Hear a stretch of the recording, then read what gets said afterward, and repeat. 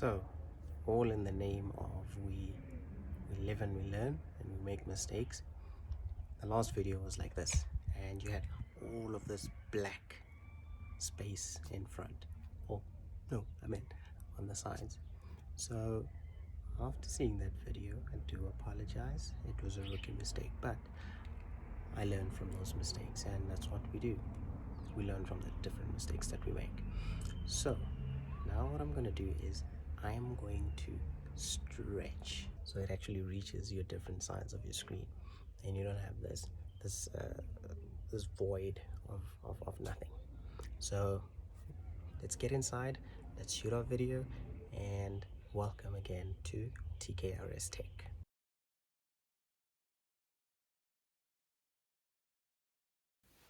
Hello everyone, welcome back to the channel. Yes, channel or episode 2 of TKRS-TECH. Now I just want to take this moment and just thank everybody who has watched the previous video. I think we have about 96 views in the first few days of releasing the video, and everybody who subscribed as well, and thank you very much. Now we're getting right into the thick of things. The Samsung Galaxy S10. Yes, S10 Plus. Samsung released 3 or 4 different variants of this device. It was the Samsung S10e, the S10, the S10 Plus, and in some areas they actually released the S10 Plus 5G version. And no, 5G does not cause coronavirus. Oops. Yeah, that's something that we'll talk about in another video. So, what do you get in a Samsung Galaxy S10 Plus? Yes, out of the 3 or the 4 that we spoke about, we're going to be reviewing the S10 Plus, which is the biggest one of the lot. Now, the Galaxy S10 Plus is the easiest way to identify the difference between the S10e, the S10, the S10 Plus. Is the 3 cameras in the back and the 2 cameras in the front. Now it has an additional little sensor there. That is the heart rate sensor, heart rate monitor, which is built into your phone, and you just put your finger on it and it will do the rest. If you look from the Galaxy S9 or S9 Plus and you go into the Samsung S10 Plus, you will notice that there has been some improvements to the camera. There's the introduction of night mode. Now, night mode is something that in most cases we kind of wished we had. The tech that you never knew you wanted, but once you got it, you were like, oh, actually, we needed that. Yes, that's kind of what the night mode has actually introduced. Now, night mode takes really beautiful pictures. It does require you to be really still when you're taking pictures, and these are some of the pictures that we've taken in night mode. Now the beauty of Samsung is that it can take night mode in the different zooms available, or zoom levels available in the camera. You can take the night mode. You can take a night mode picture from all of the cameras that are available in there, as you can see in the example shots that you're looking at now. Night mode, it's best in the default setting, not to play around with a wide angle zoom or wide angle lens, or it's best in the standard lens. Now, to be able to get really good pictures, as I mentioned, you need to be still. But if you've got access to a tripod and you can put your phone on a tripod and take pictures from a tripod, it is going to change your world. There's been really good pictures taken. Here's an example of a picture that I took in Singapore. These are pictures that I took in Singapore under night mode. Now, you'll realize, or you'll notice the tear in one of the pic, or not really a tear, but the drag of the lights. That's the beauty of it, in that the long exposure helps you to take really, really beautiful shots. Now, yes, I know what you're thinking. In our South African context, you're going to sit at a corner at a traffic light in Pretoria or in Johannesburg, and your phone's going to get taken away. Well, you can take really nice pictures from the comfort of your home, or when you travel to less crime intensive countries, and you will be able to see your shots.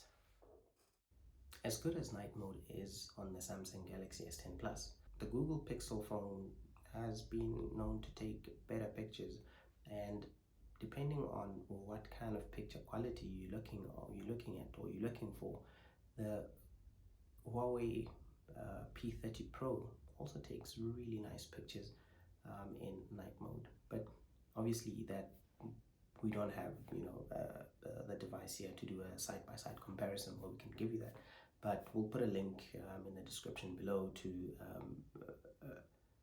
an article which will actually show you the difference between what the P30 Pro and the Samsung Galaxy S10 Plus can do under night mode. The Samsung Galaxy S10 Plus comes with a 4100 milliamp hour battery. Now, it's a big battery. This battery will be able to last you an entire day very easily. When the phone is still new, when you don't have all these apps that keep on syncing, 2 days is definitely possible. And I am speaking from experience. You can get 2 days, from the Samsung Galaxy S10 Plus if you don't have all of these apps syncing. Now, when you start to get all your WhatsApps and all your Facebooks and all your emails and all of that, then the battery life will definitely deteriorate as it syncs, throughout the day, trying to, fetch you your notifications and the likes. So this battery, should you, under any circumstance, kill the battery and you are far away from home, Samsung has got a little neat party trick, which is ultra power saving mode. Now in that mode, all these fancy little syncs and all the colors and all of that, they get turned off, and your phone preserves battery to the utmost. It preserves battery more than all the other modes, because it's now in the colors are black, which most of the pixels are off, and it does not use as much battery, and you can comfortably go on, get calls, send SMSs, and make your way home still having battery. You can add some custom apps on there. It's not all the apps that will be supported, but you can add the apps that you need or that you're using, like your WhatsApp. But remember, again, when you start using those colorful apps, the battery will drain. With your battery draining, you come back from work and you get home, you need to go out to the shops to do whatever, get grocery or go visit a friend quick. Maybe not under these circumstances as we're under lockdown, but you get what I'm trying to say. You need to run and get your essentials. What do? Well, Samsung has got fast charge. Now, fast charge, you plug in your phone and very quickly you can get yourself to 50% of battery charge. You can go out to the shops, stand in the queue, still continue, listen to music, watch your YouTube videos, whatever the case is. Samsung has a really neat party trick. It's called reverse charging. Now, with reverse charging, you turn reverse charging on. You will pull down your notification bar, and you have wireless power share. Now, if you click on wireless power share, you get a little picture notification or a little direction showing you that your device is ready to share power. Now you can take another device that can do wireless charging and put it behind your Samsung. And what's going to happen is that phone will start charging from your phone. Now you can charge various things. You can charge your Samsung Galaxy wireless headsets. You can charge Apple AirPods headsets. You can charge your Samsung smartwatch, and many other devices which support the wireless charging technology. Now, it's not something to sing about home, but it's definitely a neat party trick which you can share with your friends, that should you run out of battery, I've got some juice for you. Now don't worry, don't worry, it will not kill your phone to 0%. When it gets down to 30%, it will automatically stop sharing the power.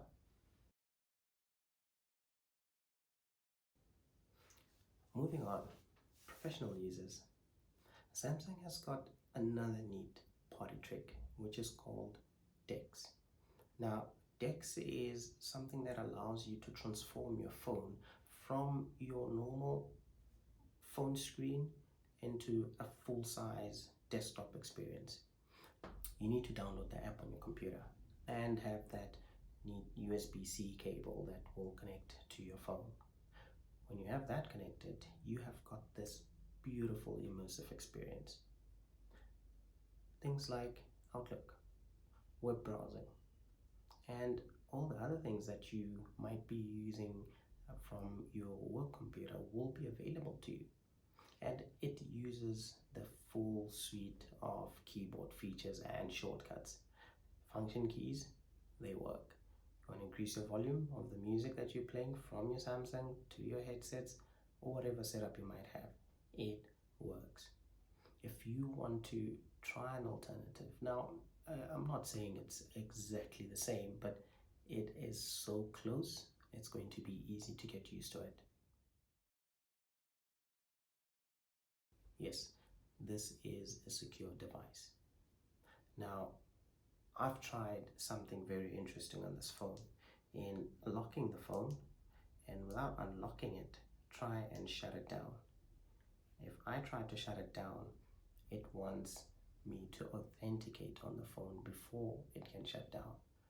Now, this is very important, or this can be important, especially in our context. I mean, somebody steals your phone, gunpoint, knife point, whatever the case might be. They steal your phone and you want to track it. They cannot turn it off. And remember, you've got a really good battery, which you just charged perhaps. And you can now start tracking your phone. Track your phone till the battery dies. Whether you've got it lost in the house as well, or by mistake you left it at a friend's house, at a cousin's house, you can track your phone.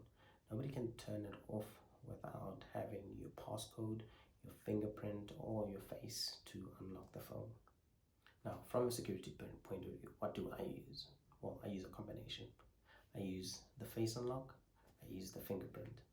Now, the reason why I preferred the combination is because the fingerprint scanner is not always very accurate, or it's not as fast as it's supposed to be. Now, if you've not used any of this before, it's fast. Don't worry about it. But if you've seen other devices and you see how other devices open up or unlock faster, you will notice how slow this one can be. But there's actually a trick. You can improve the speeds. How?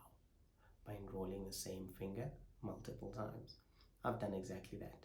Now, I found myself moving on to the next feature, which is Samsung Pay. I found myself being at the till, trying to use my phone to tap to pay. And, I'm trying to authenticate with my finger, but it's just not working. I don't know, maybe I'm nervous, or maybe my finger's just cold. I've got a really faint fingerprint, and it's difficult for me to scan my hands. Anyway, at work, wherever there's biometric, I have problems with scanning. So the party trick on this one is I added my finger multiple times. You might have the same struggles, but it actually helps to speed up the authentication process. Now, the best thing about Samsung Pay is it does not just rely on devices that have got that NFC chip for tap, or that tap to pay, or that tap function. You can also pay on the old devices that actually don't have the tap. You put your phone next to the mag strip on the side where you swipe the card, you put your phone right there. Samsung has got this really interesting technology where it can actually authenticate your purchase using that mag strip, even though you don't swipe your phone on there, but you just put it right next to the mag strip. If you open the app, first things that you would need to do is enroll your cards. Now you can even have your membership cards. I'm thinking Pick and Pay. You want to have your Pick and Pay card with you all the time. Whatever other rewards cards that you might want to have, You can add them in there and you've got them with you wherever you go.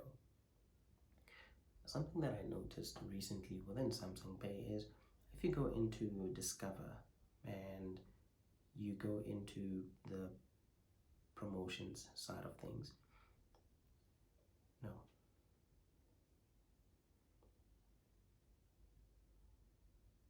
prepaid vouchers. If I scroll, there's an option to purchase prepaid electricity. That's just something that you might want to use. Now, disclaimer, I have not used this before, so I'd be wary. Maybe just purchase 5 rands worth of electricity if you don't mind losing the 5 rand. But it should work if you fall under the specific municipalities that have been mentioned there.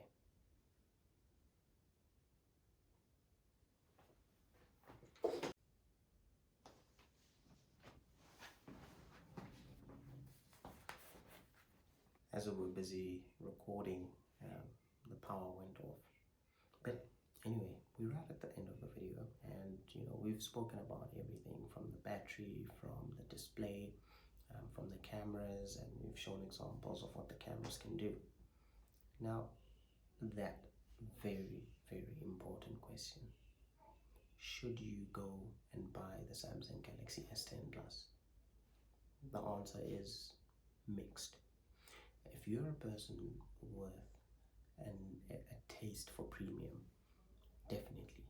And if you are going to be using those premium features, definitely. And if you are going to be able to afford it, definitely. Now, yes, I hear you. Some people buy just because they can't afford. They don't use those features. But from a sensible perspective, if you are going to be using them, then you should definitely go ahead. But if you do want to purchase the latest tech, I'd say go for the Samsung Galaxy S20 Plus or the S20 Ultra with that 108 megapixel sensor that can do 100 times zoom. So, how much do you expect to pay? Well, contract prices may vary according to what vendors or the different service providers offer. From a cash perspective, you're looking at roughly 13,000 Rand going up for the entry-level S10 Plus. Thinking of the features that you've just had or that you've just heard about, do you think, given the opportunity, you would buy the Samsung Galaxy S10 Plus today in 2020? Think about it. Let me know in the comment section below, and we will see you in the next one. Oh, one more thing. Do not forget to like the video and subscribe. And one more thing, share it with your friends. See you in the next one. Cheers.